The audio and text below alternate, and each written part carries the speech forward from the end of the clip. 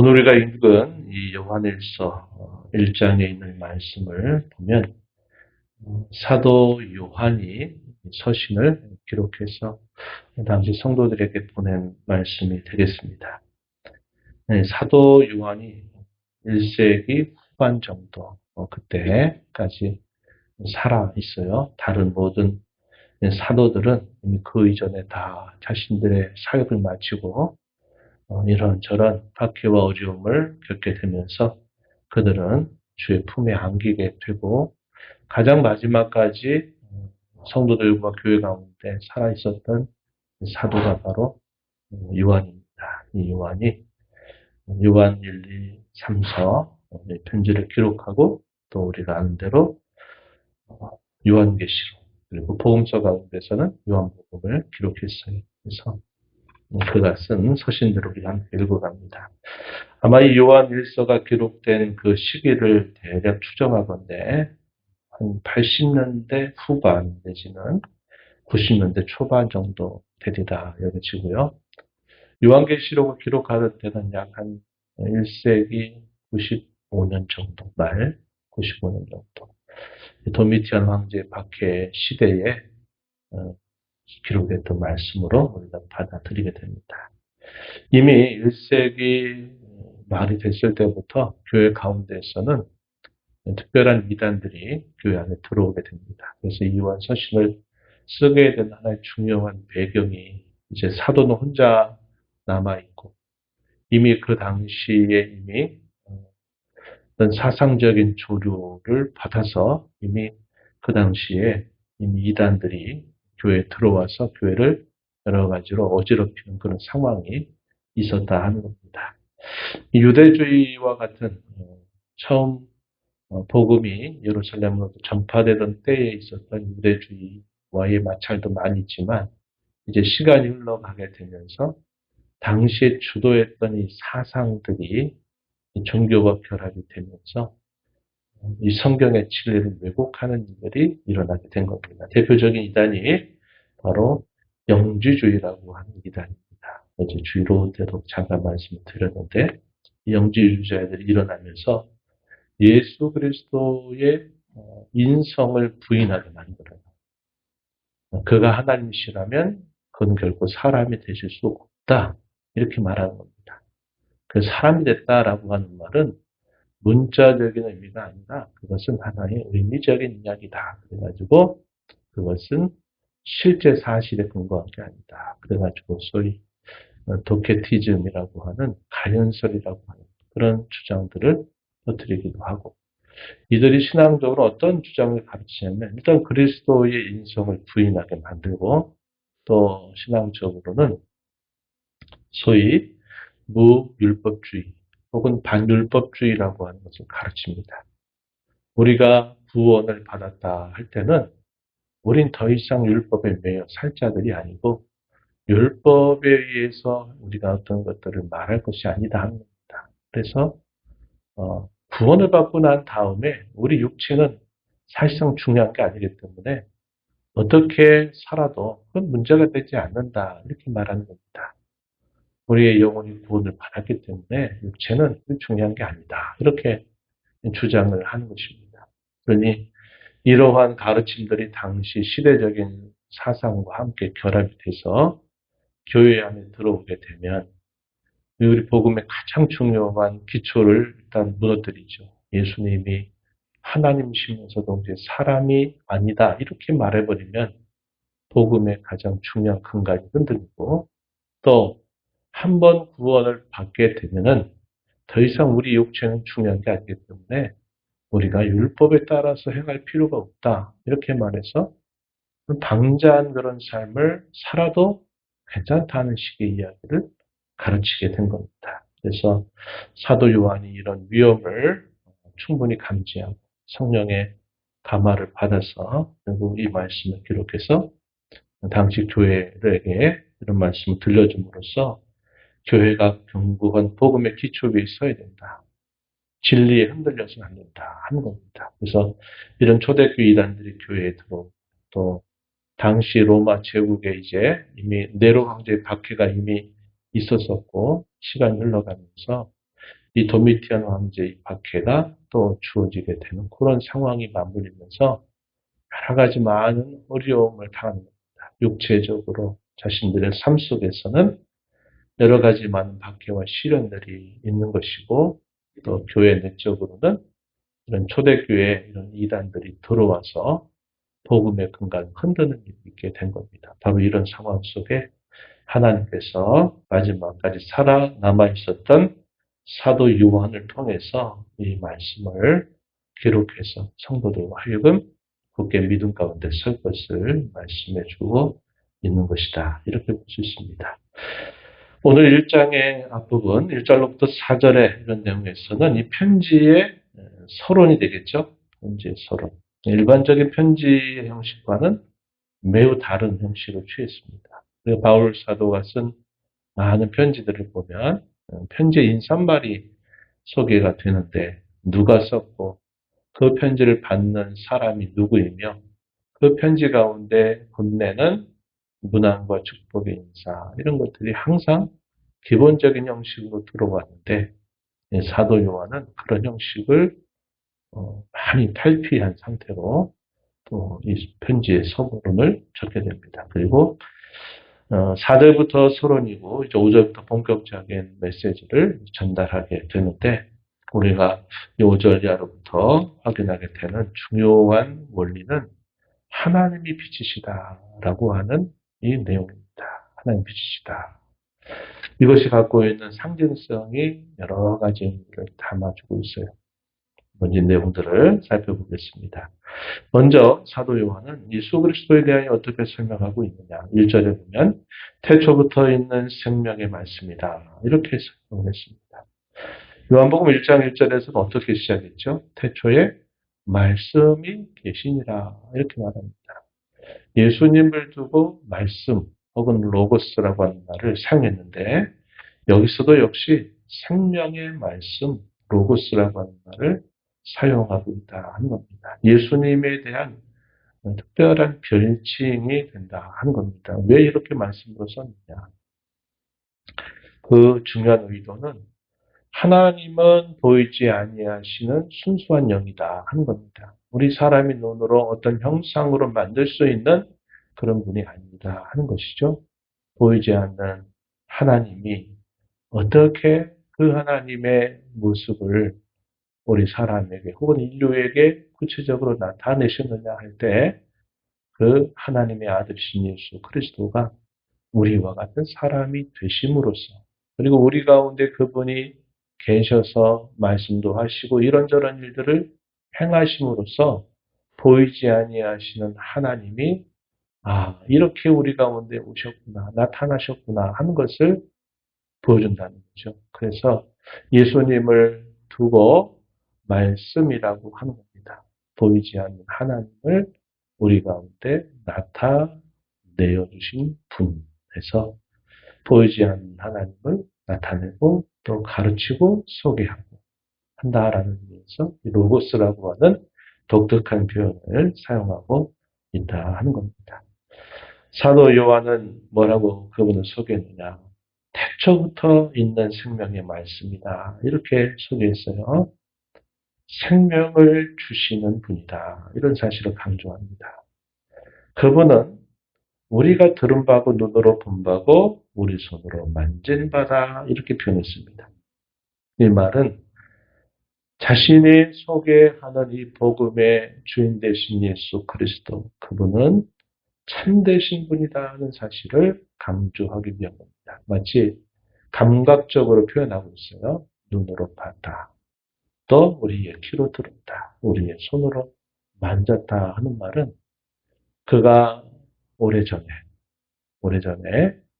예수 그리스도를 갈릴리 바다에서 처음 만나게 된 때로부터 그분과 3년 동안 함께 있었던 일들, 그분이 죽으시고 부활하셔서 승천하셨지만 여전히 그의 영으로 언제나 함께 하신 그분을 소개하는데 자신이 사도로서 친히 그분과 함께했던 그 분명한 사실, 진실함을 나타내기 위해서 들었고 봤고 손으로 만진 분이다. 이렇게 소개했습니다.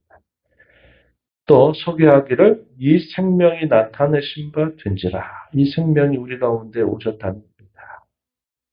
바로 예수 그리스도가 인성을 취하신 하나님이시다 하는 사실을 강조하기 위한 것입니다. 이 영원한 생명을 우리가 보았고 증언하여 너희에게 전한다. 그 목적은 뭐냐? 3절에 보면 우리와 사귐이 있게 하고 우리의 사귐이 아버지와 그 아들 예수 그리스도와 더불어 누리는 것이다. 이 편지를 쓰게 되는 중요한 목적 혹은 예수 그리스도를 그들에게 다시 소개하는 그 중요한 목적은 사귐을 얻게 하기 위함이다. 그분과 교제하기 위함이다. 이렇게 그 목적을 분명히 말해주고 있습니다. 3절 앞부분에 이렇게 표현했고 또 4절 이어서 보면은 우리가 이것을 쓰면 우리의 기쁨이 충만하게 하려 합니다. 우리 주 예수 그리스도의 참된 사귐을 다시 충만하게 누리게 되기를 바라고 그 사귐을 통해서 주시는 신령한 기쁨이 여러분 가운데 충만하기를 내가 기대한다. 이 편지를 쓰는 중요한 목적이 된다 하는 겁니다. 그리고 또 하나의 목적이 어디 소개되느냐. 2장 1절로 한번 가서 보세요. 네, 읽은 말씀인데 나의 자녀들아 내가 이것을 너희에게 쓰면 너희로 죄를 범하지 않게 하려 합니다. 이 편지를 쓰는 목적을 지금 세 가지 정도로 표현했어요. 그렇죠? 사귐이 있게 한다. 신령한 기쁨을 충만하게 누리게 하고자 합니다. 그리고 또 하나가 죄를 범하지 않게 합니다. 이렇게 말합니다. 이 세 가지 그리스도와의 이런 사귐을 우리가 누리고 그분으로부터 얻는 신령한 기쁨이 충만하고 또 우리가 죄를 떠나는 거룩한 삶을 살아가는 것은 이것은 뗄 수 없이 서로 긴밀하게 연결되어 있는 것이다. 마치 패키지 같은 것이다 하는 겁니다. 패키지. 꾸러미라는 거예요. 꾸러미. 어떤 하나를 여기서 떼낼 수 없다는 거죠.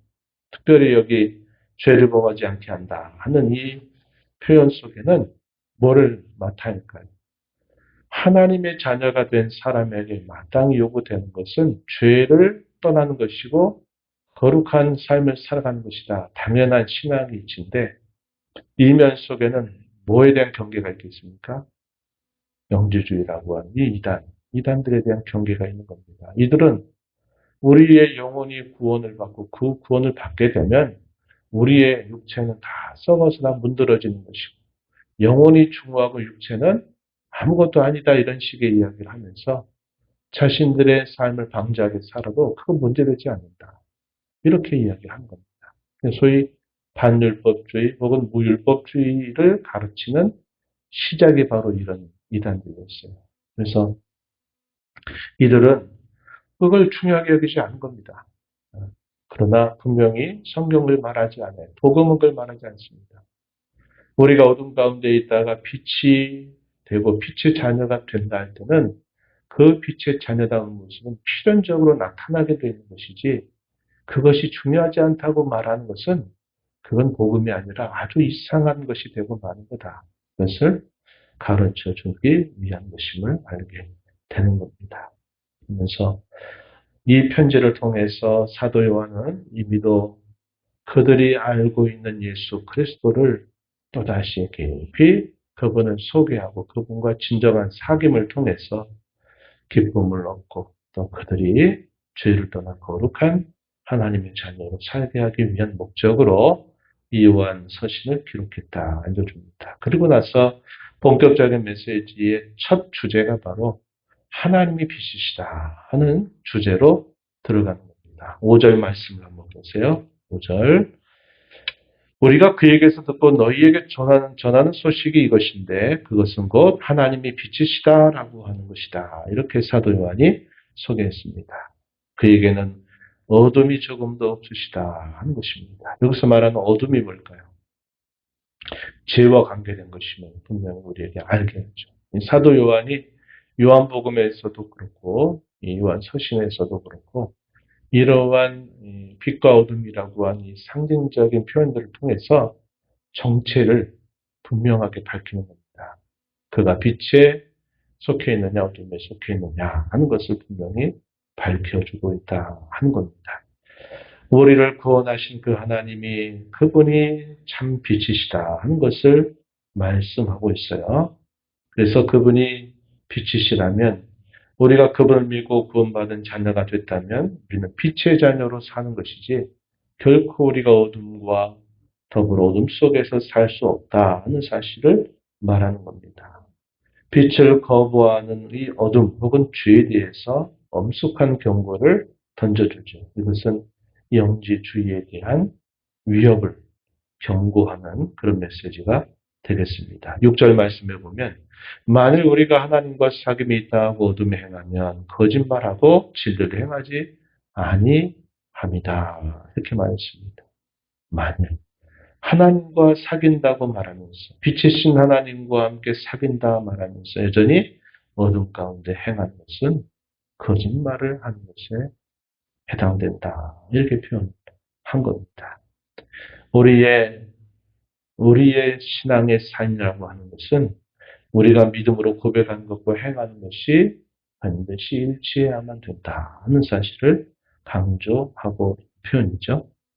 또 8절로 넘어가면요. 만일 우리가 죄가 없다고 말하면 스스로 속이고 또 진리가 우리 속에 있지 아니할 것이다. 죄 없다라고 말하는 것. 역시 이것도 더 이상 죄가 되지 않는다. 이렇게 말했던 영지주의자들의 주장을 반박하는 그런 표현이 되는 겁니다. 그렇게 말하는 것은 스스로 속이는 일이다. 진리가 속에 있지 않다고 하는 것을 나타내는 것이다. 이렇게 표현을 한 겁니다. 또 10절에 가서 만일 우리가 범죄하지 아니하였다 하면 하나님을 거짓말하는 이로 만드시는 것이다. 그의 말씀 우리 속에 있지 않는 것이다. 이렇게 표현했습니다. 그래서 여기 우리가 읽은 말씀대로 6절, 8절, 10절 이것은 소위 영지주의자들 혹은 반율법주의자나 무율법주의자들이 주장하는 이상한 구원의 가르침에 대해서 반박하고 틀렸다는 것을 말하는 것이 되겠습니다. 그리고 그 사이에 있는 9절, 7절과 9절의 내용이 참된 가르침이다 하는 겁니다. 7절에 보면 그가 빛 가운데 계신 것 같이 우리도 빛 가운데 행하면 우리가 서로 사귐이 있고 그 아들 예수의 피가 우리를 모든 죄에서 깨끗하게 하실 것이다. 이렇게 표현했고 또 9절로 넘어가면 만일 우리가 우리 죄를 자백하면 그는 미쁘시고 이로우사 우리 죄를 사하시며 우리를 모든 불의에서 깨끗하게 하실 것이다. 이렇게 표현했습니다. 우리가 빛의 자녀로 산다고 하는 것은 죄를 하나도 범하지 않는다 하는 것이 아니라 우리는 여전히 죄를 범할지라도 우리가 그분과 사귐을 갖게 된다면 우리는 그 아들 예수 그리스도의 피로 말미암아 우리는 깨끗함을 받게 되고 또 우리의 허물과 죄를 자백할 때 그분은 미쁘시고 의로우셔서 우리의 모든 죄를 사하실 뿐만 아니라 모든 불의로부터 우리를 깨끗하게 해주신다 하는 겁니다. 그래서 이 내용 속에 우리가 주의해야 될 신앙의 두 가지 극단이 등장하는데 하나는 반율법주의 혹은 무율법주의, 율법이 필요 없다는 겁니다. 우리는 더 이상 율법에 따라 사는 자들이 아니다. 그러나 어제 오후에 그런 말씀 드렸죠. 하나님의 율법은 우리가 율법에 생각한 대로 제사법이나 혹은 의식법이라고 하는 것과 심의법 혹은 재판법이라고 하는 것은 구약시대에 한정적으로 적용되고 신약시대에 와서는 그것이 완성되어 폐지됐다는 겁니다. 그러나 소위 도덕법이라고 하는 것은 영원하다 그랬어요. 우리가 십계명을 지켜 사는 것. 우리가 구원의 길로 그걸 지켜 산다면 그게 율법주의가 되지만 우리는 구원받은 자로서 하나님의 뜻을 따라 산다 할 때 그 율법을 다시 우리가 보면서 하나님 이것을 기뻐하시는구나. 이것을 싫어하시는구나 하는 것을 분별해서 우리가 빛의 자녀로 살기 위해서는 이 도덕법은 우리에게 계속적으로 아주 중요한 삶의 원칙 혹은 준칙이 된다 하는 겁니다. 이게 율법의 제3 용도라고 부르는 것이 되는 거죠. 그래서 무율법주의나 반율법주의가 하나의 극단적인 이단이고 또 반대, 소위 율법주의나 또 다르게는 완전주의라고 말합니다. 우리는 죄를 하나도 안 지을 수 있다. 우리는 완전해진다. 이건 역시 이 땅에 사는 저와 여러분에게는 해당되지 않는 겁니다. 우리는 죽는 그 마지막 순간까지 죄와 싸워야 돼요. 거룩함을 이루어 가야 돼요. 육신의 장막을 벗는 그 순간에 우리의 영혼이 영원 상태에 들어간다는 것이 성경의 가르침이 되는 겁니다. 이 양극단 조심하면서 우리에게 베푸신 구원의 은혜를 감사하고 또 우리와 사귐을 더 깊이 나누기를 원하시는 주님, 그분과 더 깊이 사귀면서 그분이 주신 신령한 기쁨을 누리고 그분을 닮아감으로 거룩한 삶을 이루어가는 저와 여러분이 되기를 바랍니다.